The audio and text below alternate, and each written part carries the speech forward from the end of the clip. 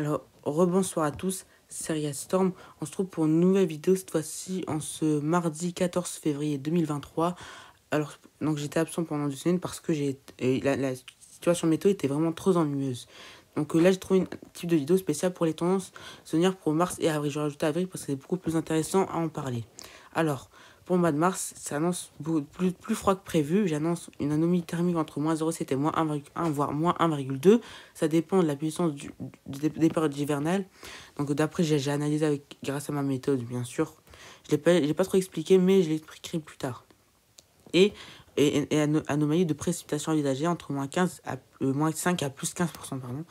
Donc des précipitations qui sont de saison à légèrement humides.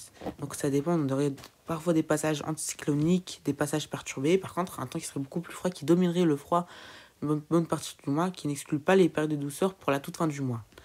Donc ça dépend parce qu'en cours, on a le réchauffement de la stratosphère, cette fois-ci, qui va progresser, qui va s'accentuer, qui pourrait faire couler une descente d'air, qui pourrait faire couler plusieurs descentes d'air polaire pour la France. Donc bien sûr, grâce au réchauffement de la stratosphère, là il est en cours et il demande environ quelques jours après pour qu'une coulée d'air polaire, coulée d'air froid plutôt, qui déboule sur la France. Donc là, le mois de mars, j'annonce beaucoup plus froid que prévu. Par contre, avec des précipitations qui resteront assez proches du normal ou légèrement humides. Maintenant, passons au mois d'avril. Alors, le mois d'avril, c'est le retour des conditions printanières, des offensives printaniers qui reviendront. Donc, un mois qui serait bien sûr doux à très doux. Plus 1,3, plus 1,7. Par contre, côté précipitation, je suis pas sûr. C'est vraiment beaucoup d'incertitudes. Je mets entre plus 5 et moins 20%. C'est pas du tout homogène parce que je peux pas rapprocher parce que c'est vraiment beaucoup d'incertitudes. Mais je suis un peu sûr pour la fiabilité est un peu plus élevée seulement pour les températures. Les précipitations, la fiabilité elle est un peu basse.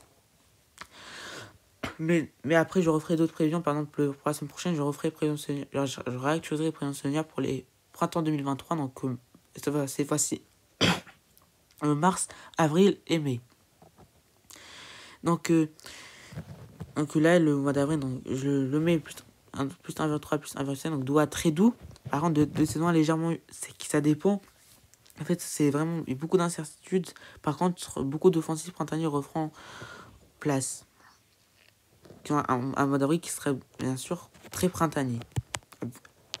Donc c'est bon pour cette petite vidéo pour le temps saisonnière pour mars et avril. J'espère que ça vous aura plu. On se retrouve peut-être cette semaine pour une nouvelle vidéo. Allez, ciao!